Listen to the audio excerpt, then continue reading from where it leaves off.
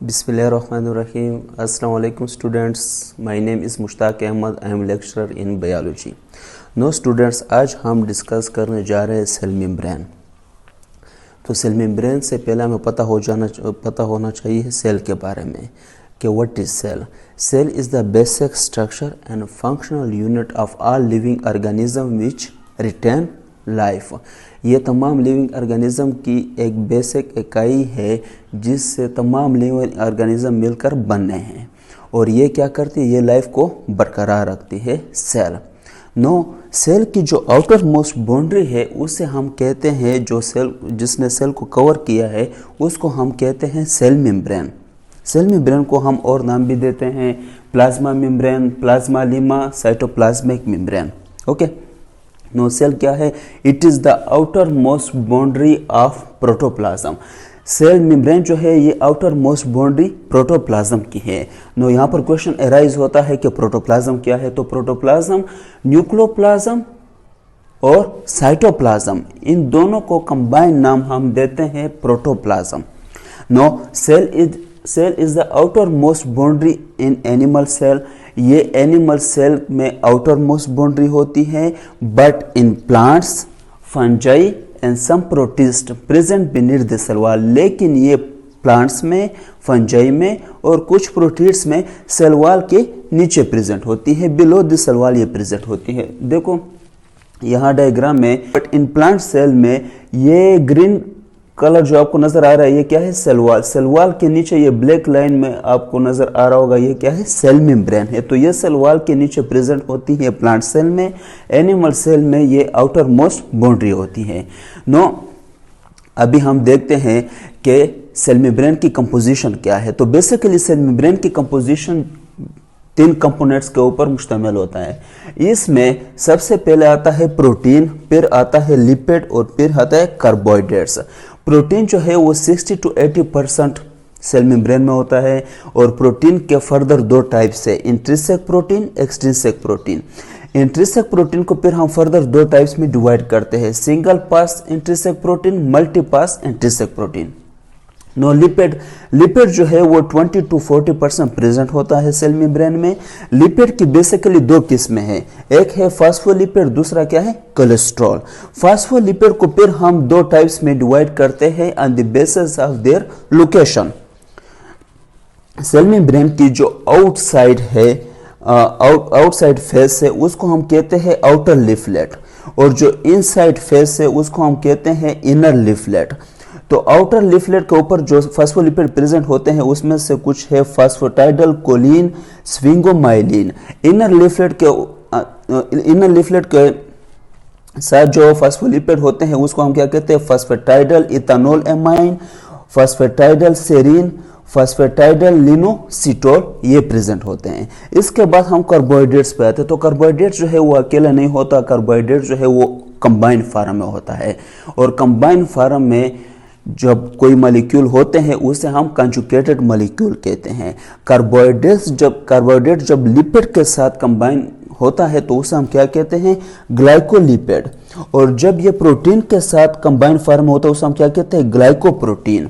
Glycolipid और glycoprotein को हम क्या कहते हैं? ग्लाइकोकेलेक्स कहते हैं. करते हैं सेल मेम्ब्रेन का स्ट्रक्चर. तो सेल मेम्ब्रेन का जो स्ट्रक्चर है इसके बारे में डिफरेंट साइंटिस्ट ने डिफरेंट मॉडल पेश किए हैं.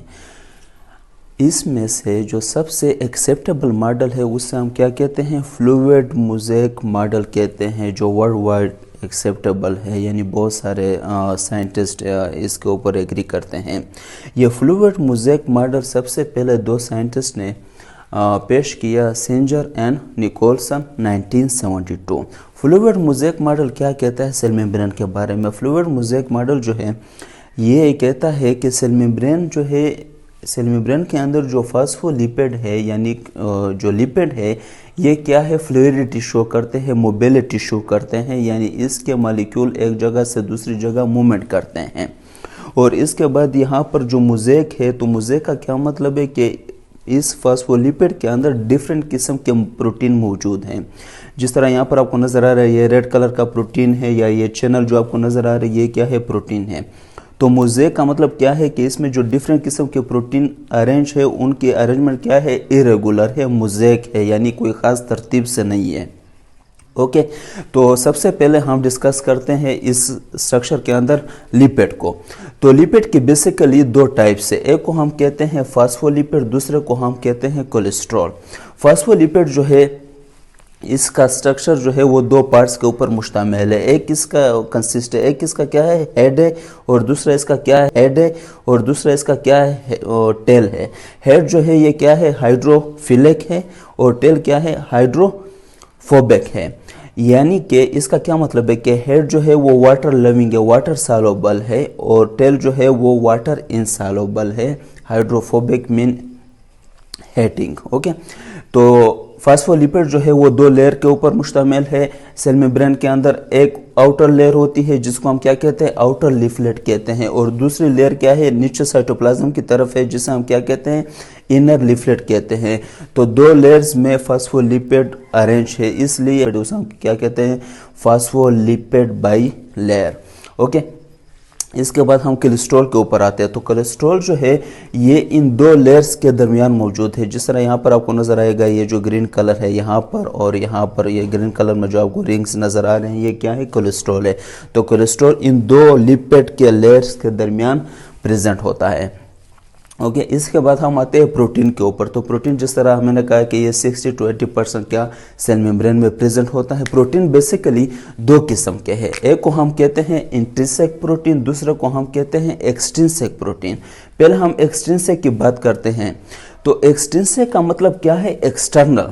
ایکسٹرنل یعنی یہ جو سیل میمبرین کی جو سرفیس ہے وہاں پر یہ پریزنٹ ہوتے ہیں ایکسٹرنلی۔ یہاں پر آپ کو نظر آئیں گے، یہ آپ کو یہ یہاں پر یہ نظر آ رہا ہے اور یہاں پر یہ نیچے ہے، یہ بالکل سیل میمبرین کے سرفیس، اس کو کیا کہتے ہیں، ایکسٹرنسک پروٹین کہتے ہیں، یعنی ایکسٹرنل پروٹین۔ جو دوسری قسم کے پروٹین ہے جسے ہم کیا کہتے ہیں، انٹرنسک پروٹین کہتے ہیں۔ انٹرنسک پروٹین کا مطلب ہے انسائیڈ۔ انٹرنسک نام سے شو ہو رہا ہے کہ انسائیڈ یہ پروٹین جو ہے یہ میمبرین میں، سیل میمبرین کے اندر کیا ہوتے ہیں، امبیڈڈ ہوتے ہیں۔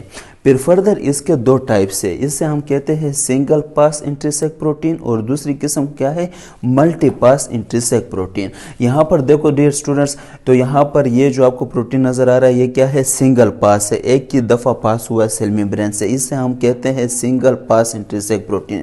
یہاں پر پروٹین کی جو دوسری قسم ہے جس میں کہا تھا ملٹی پاس، تو یہاں پر ایک دوسرا پروٹین ہے ملٹی پاس انٹرنسک پروٹین، اور یہ یہاں پر ایک دفعہ سے زیادہ جو ہے یہ میمبرین سے پاس ہوتا ہے، ایک ملٹیپل ٹائم میمبرین سے یہ پاس ہو رہا ہے، اس لیے ہم اسے کہتے ہیں ملٹی پاس انٹرنسک پروٹین۔ تو ڈیئر اسٹوڈنٹس، یہ جو انٹرنسک پروٹین ہے بیسیکلی جو میمبرین کے اندر چینلز ہوتے ہیں، چینلز بنتے ہیں جس کے تھرو اسمال آئنز مالیکیولز پاس ہوتے ہیں، سائٹوپلازم کی طرف جاتے ہیں یا پھر سائٹوپلازم سے باہر جاتے ہیں، تو وہ خاص چینلز کے تھرو جاتے ہیں کچھ آئنز اور مالیکیولز۔ تو یہ جو چینلز بنتے ہیں سیل میمبرین کے اندر، یہ چینلز کون بناتا ہے، یہ چینلز بیسیکلی انٹرنسک پروٹین بناتے ہیں۔ یعنی انٹرنسک پروٹین کے اندر دو قسمیں ہیں، سنگل پاس، ملٹی پاس۔ تو بیسیکلی یہ جو سنگل پاس ہے، ملٹی پاس ہے، یہ چینلز بناتے ہیں۔ یہاں پر دیکھو، یہاں پر یہ میں نے ایک چینلز بنایا ہے، تو اسی طرح یہ سنگل پاس اور multi pass different types of channels بناتے ہیں جس میں ڈیفرنٹ قسم کے مالیکیولز آئنز پاس ہوتے ہیں، سیل میمبرین کے اندر، سیل کے اندر جاتے ہیں اور سیل سے باہر جاتے ہیں، تو وہ اس قسم کے چینلز بناتے ہیں۔ نو ڈیئر اسٹوڈنٹس، اب ہم آتے ہیں کاربوہائیڈریٹس کی طرف۔ تو بیسیکلی جس طرح میں نے پہلے کہا کہ کاربوہائیڈریٹس اکیلے نہیں ہوتے، یہ کمبائن فارم میں ہوتے ہیں، جو کہ جس میں نے کہا کیا کہا تھا، گلائکولیپڈ گلائکوپروٹین۔ تو یہاں پر آپ کو نظر آئے گا یہ جو گرین کلر ہے یہ کیا ہے، کاربوہائیڈریٹ، اور اس نے کمبینیشن بنایا کس کے ساتھ، پروٹین کے ساتھ۔ تو اس کو ہم اکٹھا کیا نام دیں گے، گلائکوپروٹین۔ اور اسی طرح यहाँ पर आपको ये ब्लू कलर में कार्बोहाइड्रेट नज़र आएगा। इस कार्बोहाइड्रेट ने फास्फोलिपिड के साथ कम्बिनेशन बनाया है और इसको हम क्या कहते हैं, ग्लाइकोलिपिड। और ये ग्लाइकोप्रोटीन और ग्लाइकोलिपिड ये बेसिकली सरफेस पे प्रेजेंट होते हैं, इंटरनल सरफेस के ऊपर भी प्रेजेंट होते हैं जो साइटोप्लाज्म की तरफ है, और एक्सटर्नल सरफेस के ऊपर भी ये प्रेजेंट होते हैं। लेकिन ज़्यादा जो क्वांटिटी है इनकी वो एक्सटर्नल सरफेस के ऊपर होती है, यानी कि आउटर लीफलेट जो होता है फास्फोलिपिड बायलेयर का, उसके आउटर सरफेस के ऊपर ये प्रेजेंट होते हैं ग्लाइकोप्रोटीन और ग्लाइकोलिपिड। नो डियर स्टूडेंट्स, अब हम फंक्शन के ऊपर आते हैं। तो फंक्शन के अंदर सबसे पहले जो फंक्शन है इसका वो क्या है, provide shape, support and protection. ये क्या करता है, ये सेल को शेप देता है, क्योंकि ये एक्सटर्नल कवर है। तो एक्सटर्नल कवर क्या है, एक्सटर्नल कवर की वजह से सेल की एक शेप बनती है। इसके अलावा ये सेल को क्या करता है, सपोर्ट भी करता है साइटोप्लाज्म को, न्यूक्लियस को, और इसके अलावा ये प्रोटेक्शन भी करता है, यानी कोई भी सारा टॉक्सिक चीज़ें या जो लार्ज मॉलिक्यूल है उनको ये अंदर आने नहीं देता। इसके अलावा इसके जो सेकंड फंक्शन है वो क्या है, सेमी परमिएबल मेम्ब्रेन है। जो सेल मेम्ब्रेन है वो क्या है, इसे हम क्या कहते हैं, semi permeable membrane. Semi permeable membrane वो मेम्ब्रेन होती है जिसके थ्रू वाटर पास होता है, उस मेम्ब्रेन को हम क्या कहते हैं, सेमी परमिएबल मेम्ब्रेन कहते हैं। इसके अलावा जो थर्ड फंक्शन है सेल मेम्ब्रेन का वो क्या है, सेलेक्टिव परमिएबल। ये क्या है, सेलेक्टिव परमिएबल है।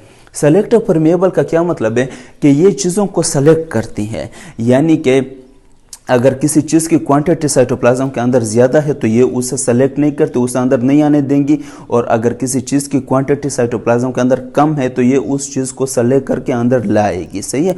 और इसी तरह जो टॉक्सिक चीज़ें या जहरीला चीज़ें ये सेल ये उन चीज़ों को अंदर नहीं आने देती। जो सेल के लिए यूजफुल सब्सटेंस है या जो स्मॉल आइंस है, स्मॉल मॉलिक्यूल्स है, ये उनको सेलेक्ट करके अंदर लाती है। और इसी तरह सेल के अंदर जो इजाफी चीज़ें हैं उनको सेल से बाहर ले जाती हैं सेलेक्ट करके, यानी सिलेक्शन करती हैं डिफरेंट आइंस और मॉलिक्यूल्स की। नंबर 4 पे जो इसका फंक्शन है वो क्या है, ट्रांसपोर्ट। ये चीज़ों की ट्रांसपोर्टेशन करता है। तो ट्रांसपोर्ट बेसिकली सेल मेम्ब्रेन के अंदर दो किस्म का होता है। एक को हम कहते हैं पैसिव ट्रांसपोर्ट, दूसरे को हम कहते हैं एक्टिव ट्रांसपोर्ट। पैसिव ट्रांसपोर्ट क्या ट्रांसपोर्ट, यानी ये चीज़ों को अपने थ्रू पास करता है लेकिन इसमें एनर्जी यूज़ नहीं होती। इसमें चीज़ें जो है वो mostly from higher concentration to low concentration खुद ब खुद मूव करती है, यानी इसमें एनर्जी की ज़रूरत नहीं होती। जो एक्टिव ट्रांसपोर्ट है उसमें क्या होती है, एनर्जी की ज़रूरत होती है। चीज़ों को एक साइटोप्लाज्म से बाहर ले जाना या साइटोप्लाज्म के अंदर ले आना, उसमें एनर्जी का अगर खर्च होता है, एनर्जी की ज़रूरत होती है, तो उसको हम क्या कहते हैं, एक्टिव ट्रांसपोर्ट कहते हैं। तो हम आते हैं पैसिव ट्रांसपोर्ट की तरफ। पैसिव ट्रांसपोर्ट में बेसिकली 3 किस्में होती हैं, simple diffusion, facilitated diffusion, osmosis. Simple diffusion क्या है, सिंपल डिफ्यूजन क्या है, सिंपली अगर किसी सेल मेम्ब्रेन के थ्रू जब डिफरेंट किस्म के मॉलिक्यूल्स मूव करते हैं, डायरेक्टली सेल मेम्ब्रेन के थ्रू पास होते हैं साइटोप्लाज्म में, या साइटोप्लाज्म से डायरेक्टली बाहर की तरफ जाते हैं, डायरेक्टली सेल मेम्ब्रेन के थ्रू अगर वो जाते हैं तो उसे हम क्या कहते हैं, सिंपल डिफ्यूजन कहते हैं। इसी तरह फैसिलिटेटेड डिफ्यूजन क्या है, फैसिलिटेटेड। डियर स्टूडेंट्स, यहाँ पर ये नाम से शो हो रहा है फैसिलिटेटेड, यानी यहाँ पर फैसिलिटी प्रोवाइड की जाती है। एक ख़ास रोड, एक ख़ास रास्ता प्रोवाइड किया जाता है जिसके थ्रू चीज़ें जो है different ions molecules cytoplasm cell के अंदर आते हैं और साइटोप्लाज्म से बाहर जाते हैं ख़ास रास्ते के थ्रू, जिस तरह यहाँ पर आपको नज़र आ रहा है। तो यहाँ पर देखो एक ख़ास रास्ता दिया गया है, इस रास्ते के थ्रू जो है वो डिफरेंट आयंस और मॉलिक्यूल सेल के अंदर आएंगे और सेल से बाहर भी इस रास्ते के थ्रू आएंगे। तो इसको हम क्या कहते हैं, फैसिलिटेटेड डिफ्यूजन कहते हैं। यानी from higher concentration to low concentration तो चीज़ें जाएंगी लेकिन कुछ खास रास्ते के थ्रू जाएंगी, तो उसे हम क्या कहते हैं, फैसिलिटेटेड डिफ्यूजन कहते हैं। और पहले जो मैंने बताया सिंपल डिफ्यूजन, तो सिंपल डिफ्यूजन में बेसिकली जो कार्बन डाइऑक्साइड का मॉलिक्यूल है, ऑक्सीजन है या फैटी एसिड है, जो फैट सॉल्युबल मॉलिक्यूल है, वो बेसिकली सिंपल डिफ्यूजन के थ्रू मूव करती है, यानी डायरेक्टली सेल मेम्ब्रेन के थ्रू ही ये पास होते हैं। बाकी इसी तरह जो थोड़े लार्ज मॉलिक्यूल्स है, इनसे इनसे वो जो है वो एक प्रॉपर चैनल के थ्रू मूव करते हैं, या डिफरेंट किस्म के आयंस है वो भी इस प्रॉपर चैनल के थ्रू मूव करते हैं, जिसे हम क्या कहते हैं, फैसिलिटेटेड डिफ्यूजन कहते हैं। इसके अलावा क्या है, ऑस्मोसिस है। ऑस्मोसिस जो है, ऑस्मोसिस को अगर हम डिफाइन करते हैं तो किस तरह डिफाइन करेंगे, when a water move through a semi-permeable membrane from less concentrated to high concentrated solution is called osmosis। इसमें भी जो चीज़ें हैं वो कम कंसनट्रेटेड सोल्यूशन से हाई कंसनट्रेटेड सोल्यूशन की तरफ मूव करती हैं। इसके अलावा इसका जो नंबर 5 पे फंक्शन है रिसेप्टर, ये रिसेप्टर साइड भी है, ये सिग्नल को रिसीव करते हैं। सही है, डिफरेंट किस्म के सिग्नल जो हमारे ग्लैंड्स की तरफ से जाते हैं या ब्रेन की तरफ से जाते हैं, या डिफरेंट और नेबर सेल जो है वो इनको सिग्नल्स देते हैं, तो वो सिग्नल को ये रिसीव करते हैं। सही है, और उसके मुताबिक ये फिर वो काम करते हैं। सही है, ओके। इसके अलावा ये क्या करता है, रिकॉग्निशन भी करता है, शनाख्त भी करता है। सही है, जिस तरह फॉर एग्जांपल हमारे बॉडी के अंदर अगर कोई बैक्टीरिया आता है, कोई वायरस आता है, तो ये शनाख्त कर लेता है कि ये तो हमारी बॉडी का सेल नहीं है। और इस शनाख्त में जो अहम रोल अदा करते हैं वो कौन से दो किस्म के प्रोटीन अदा करते हैं, दो किस्म के कंजुगेटेड मॉलिक्यूल अदा करते हैं, जिसे हम क्या कहते हैं, ग्लाइकोप्रोटीन कहते हैं और ग्लाइकोलिपिड कहते हैं। ये बेसिकली आइडेंटिफिकेशन में जो है बहुत अहम रोल अदा करते हैं शनाख्त करने में। इसके अलावा ये क्या करता है, होम्योस्टेसिस करता है। होम्योस्टेसिस का क्या है, बैलेंस, ये बैलेंस रखता है। जो साइटोप्लाज्म के अंदर चीज़ें हैं और साइटोप्लाज्म से बाहर जो चीज़ें हैं, जो सेल से आउटसाइड है, इन दोनों के दरमियान ये बैलेंस रखता है। अगर कोई चीज़ साइटोप्लाज्म के अंदर ज़्यादा है तो ये उसको बाहर निकालता है, अगर कोई चीज़ साइटोप्लाज्म के अंदर कम है तो बाहर से अंदर की तरफ ये चीज़ें लाता है। यानी कोई मॉलिक्यूल अगर साइटोप्लाज्म के अंदर कम है तो ये बाहर से उस मॉलिक्यूल की कमी को पूरा करके अंदर लाएगी। और इसी तरह अगर कोई चीज़ इजाफी है साइटोप्लाज्म के अंदर तो ये उस इजाफी चीज़ को बाहर निकालेगी। तो ये बैलेंस रखती है between cytoplasm and outside environment. इसके अलावा ये क्या करती है, एक्सक्रीशन करती है। एक्सक्रीशन क्या है कि अगर साइटोप्लाज्म के अंदर जो वेस्ट प्रोडक्ट्स है या जो जहरीले टॉक्सिक चीज़ें हैं, ये उनको बाहर फेंकती है, साइटोप्लाज्म से ये बाहर भेजती हैं। और बाहर जो चीज़ें जाती हैं वो किस प्रोसेस के थ्रू जाती है, वो जाती है एक्सोसाइटोसिस के थ्रू। यानी वेजिकल के फॉर्म में ये चीज़ें बन कर के बाहर जो है ये बाहर जो आउटसाइड इन्वायरमेंट है सेल का, वहाँ पर ये बेचती हैं। सो डियर स्टूडेंट्स, ये था आज का लेक्चर। उम्मीद है आप सबको ये समझ आ गया होगा। और ये फर्स्ट लेक्चर था मेरा, और इसी तरह हर हफ्ते या हफ्ते में 2-3 मरतबा मेरा लेक्चर आएगा डिफरेंट टॉपिक्स के ऊपर। और अगर आपको किसी चीज़ की समझ नहीं आई तो दोबारा कमेंट में मुझसे पूछ सकते हो, मैं दोबारा इस चीज़ को एक्सप्लेन करूँगा। और इसके अलावा इस चैनल को सब्सक्राइब भी करना, बेल आइकन का बटन भी दबाना और इसको शेयर भी करना ताकि ज़्यादा से ज़्यादा लोगों को फ़ायदा पहुँचे। Thank you very much.